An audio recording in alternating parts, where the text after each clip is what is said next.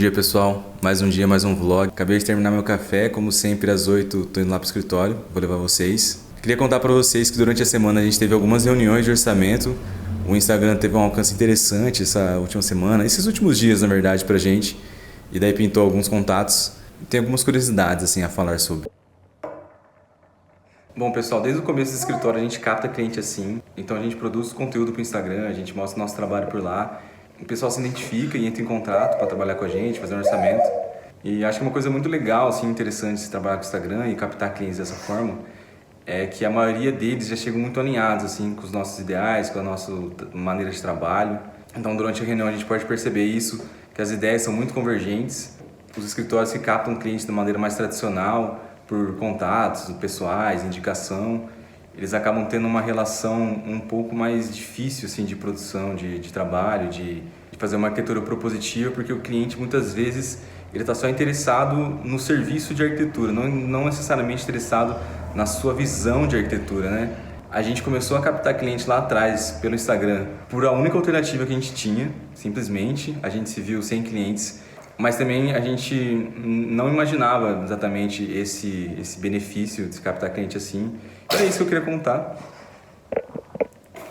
Cara, então é isso que eu queria contar. Alguns projetos bem interessantes, assim, que a gente ficou animado com a possibilidade de trabalhar. Algumas casas em fazenda, que a gente gosta muito, uma coisa meio Brasil Arquitetura, casas de campo.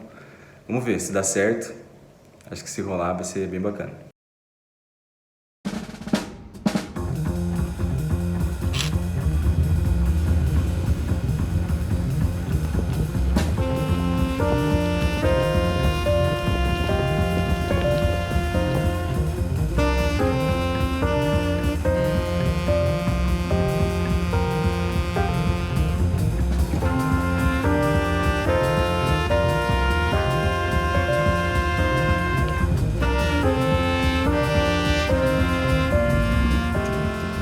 Assistir Fortaleza Internacional, Juventude Corinthians um trecho e o jogo do Vasco também. Todos os 6 times estão jogando mais que a seleção brasileira.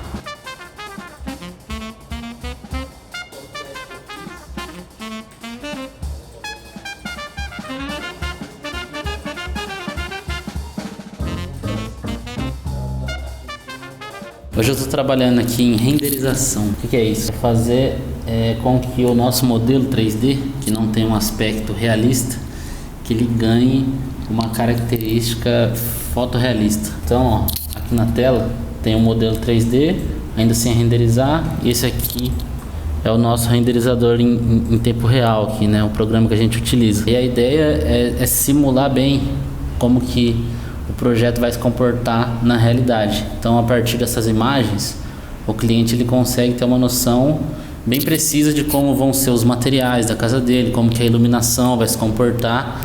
Ele consegue ter bastante segurança para construir a casa, para levar para as etapas de obra.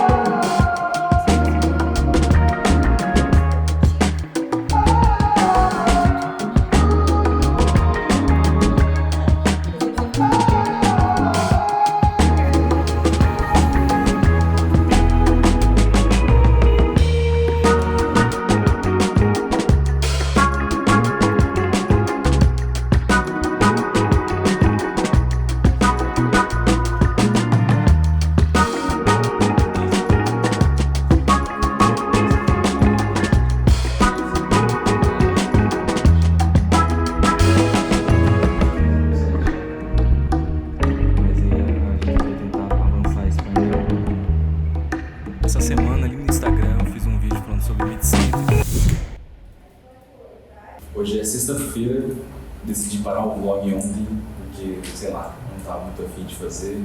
Bom, ontem eu estava mostrando para vocês uma indicação de livro que a gente gosta bastante. esse aqui.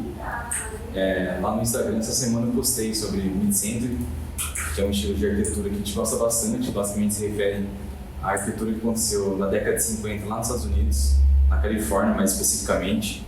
Então tem toda uma relação cultural com a época de ouro de Hollywood e tal. Uma produção arquitetônica muito interessante e ela tem uma relação muito íntima, esse estilo arquitetônico, com essas case study houses. Essas casas foram um experimento financiado por uma revista da época, chamava Arts and Architecture, se não me engano. Deixa eu ver. E eles convidaram vários arquitetos americanos da época, modernos, para experimentar casas com um novo visual, mais moderno, atualizado, né? Já vem influenciada pela arquitetura modernista europeia, lá da década de 20, Le Corbusier, Maison Nerot e tal. Apesar que Maison Nerot trabalhava muito nos Estados Unidos, né? Então, é uma evolução desse tipo de arquitetura bem focado ali nesse período do pós-Segunda Guerra Mundial, na Califórnia. E os caras desenhavam casas bem interessantes, mais industrializadas, mas ainda com um aspecto bem assim, de Frank Lloyd Wright. Então, uma casa que tem uma materialidade interessante, materiais naturais, pedra, madeira. E o livro retrata esse experimento dessa revista. Foram 28 casas produzidas na época, nem todas foram construídas, mas foram 28 casas projetadas. E o livro ele é bem interessante porque, além de ele mostrar alguns desenhos bem bonitos de croquis e de plantas, ele foi elaborado pelo fotógrafo que registrou essas casas, que trabalhava para a revista, que é o Julius Schulman. E ele tinha um tipo de fotografia, um olhar bem artístico, assim, parece de fato cenas hollywoodianas. Então estava retratando também a cultura americana da época, essa cultura de consumo e tal, a nova dona de casa. Então tinha toda essa relação assim. E acho que o livro retrata bem isso, e é bem interessante. Além disso, também quero mostrar um pouco o que eu estive trabalhando nessas últimas semanas. Nos últimos vlogs a gente viu muito que o Navas trabalhou, e daí parece que eu só faço Instagram, né? Eu faço bastante, mas eu também produzo um pouco de arquitetura no escritório. Então eu estive trabalhando na escola, né, nesses últimos dias. No primeiro vlog eu mostrei esse desenho para vocês. Foi a conceituação que a gente fez para esse projeto. Então aqui aparece menos croquis, a gente focou mais num desenho de planta. Esse projeto ele tinha um foco muito grande nesse aproveitamento da área, do terreno. Então isso é um enfoque, mas claro tem esse desenho aqui bem importante, de corte, que talvez não mostre muita coisa para vocês, ou enfim, para quem não acompanhou o processo desse projeto. Mas para a gente, esse desenho já contém uma série de informações aqui, um corte. Já consigo ver volumetria, já consigo ver materialidade. E então agora eu vou mostrar um pouco para vocês que pé está esse projeto. Então depois daquele desenvolvimento de conceito que a gente faz à mão, os clientes aprovaram o projeto e a gente começa a desenvolver o modelo 3D. A gente vai ver volumetria, a forma do projeto se materializando de verdade, né? Então, só para contextualizar vocês, o projeto ele vai feito em um lote em T, assim. Na verdade, é um lote principal, a gente tem essa casa que é existente, onde vai ser colocado o programa administrativo da escola, e outros 2 lotes em parciais aqui, né? Então, 2 lotes de fundo, e forma esse T aqui, onde a gente vai projetar de fato. As novas salas que a gente está projetando é esse bloco em L, que fica aqui no fundo, e um outro bloco aqui nessa parte. A gente tem 2 mangueiras existentes, que são as que a gente quer manter e importantes durante o projeto. A gente também fez esse elemento que conecta aqui o acesso da escola até o fundo. Então, vindo aqui para o 3D, gente, ó, a gente já começa a visualizar melhor.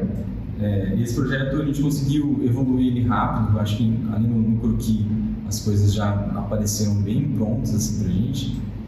E a gente traz aqui esse elemento de conexão, que é o deck, é um pergolado, quer dizer, que vai trazer desde o acesso, um elemento que corta aqui o terreno, e ele organizou bem esse fluxo, e a gente conseguiu então evoluir o projeto. E aqui estão as salas, como a gente pensou.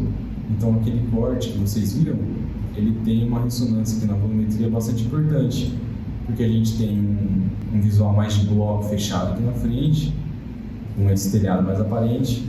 Ele faz a cobertura de proteção para o acesso das salas. Novamente, então, a gente está protegido da chuva nessa área. E aqui dentro das salas, as texturas ainda não estão prontas, né? Como vocês podem ver. A gente tem uma soltura aqui, ó.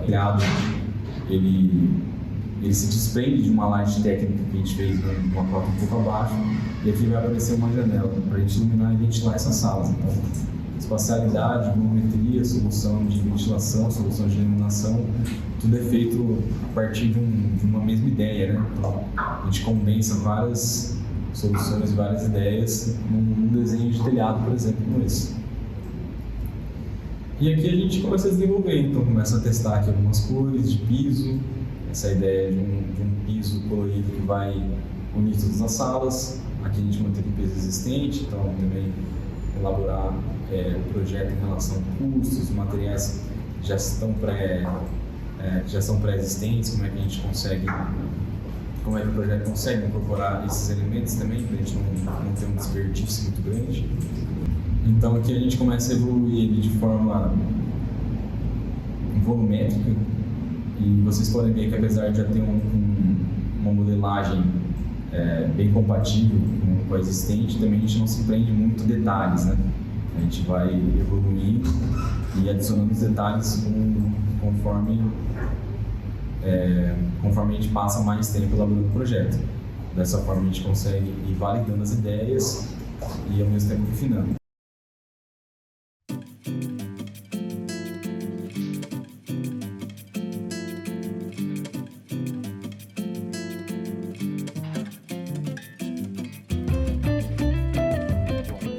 Bom, finalmente chegou nossas cadeiras do jantar. A gente garimpou isso aqui na internet. Fazia muito tempo que a gente tinha comprado, quase um ano assim. Só que como a casa não estava pronta, ainda não tinha um dinheiro, a gente não pagou o frete. Daí depois que a gente conseguiu arrumar toda a casa, enfim, sobrou uma graninha, a gente pediu ela e elas chegaram ontem. Eu gosto desse acabamento cromado, o desenho dela também é bem interessante. Esses encostos aqui são de couro.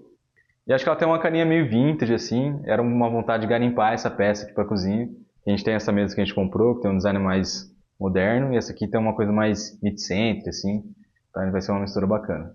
Vamos ver como é que fica.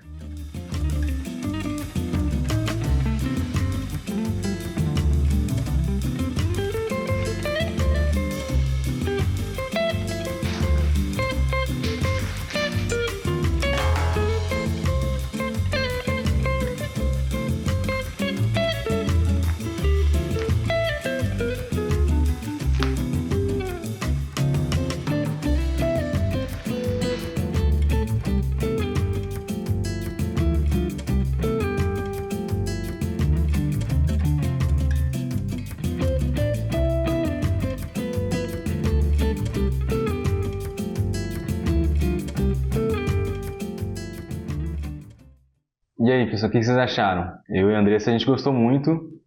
A gente já tinha colocado as cadeiras externas, a gente tem duas wishbone pretas ali na fora. E eu já tinha colocado aqui e não tinha gostado muito assim, do resultado. Então eu estava um pouco apreensivo para ver se ia ficar legal de fato essas cadeiras que a gente comprou. Mas eu gostei bastante. Desde a mudança eu senti a falta de brilho no ambiente, né? Tudo bem opaco aqui. Daí quando chegou essa mesa, a gente fez questão que fosse com esse mármore branco para trazer esse brilho. Agora o cromado aqui dos pés acho que trouxe também essa ideia. E como a gente garimpou isso aqui online, né? É sempre uma surpresa se vai vir legal e tal. O estofado do couro que está bem desgastado, né? Vem sem um capitonê também, um dos assentos. Então hoje a gente vai ter que restaurar, ou a gente vai restofar. Mas a gente vai deixar um tempo assim para ver como é que os gatos também se adaptam, sabe? Porque couro e gato não funcionam muito bem. Quem acompanhou também a casa lá no TikTok, no Instagram, ela tá bem completa assim. Daí toda vez que a gente comprar ou fizer alguma melhoria aqui em casa, eu vou mostrar para vocês ficarem atualizados. E se você gostou, segue a gente, deixa o like. E é isso. Valeu!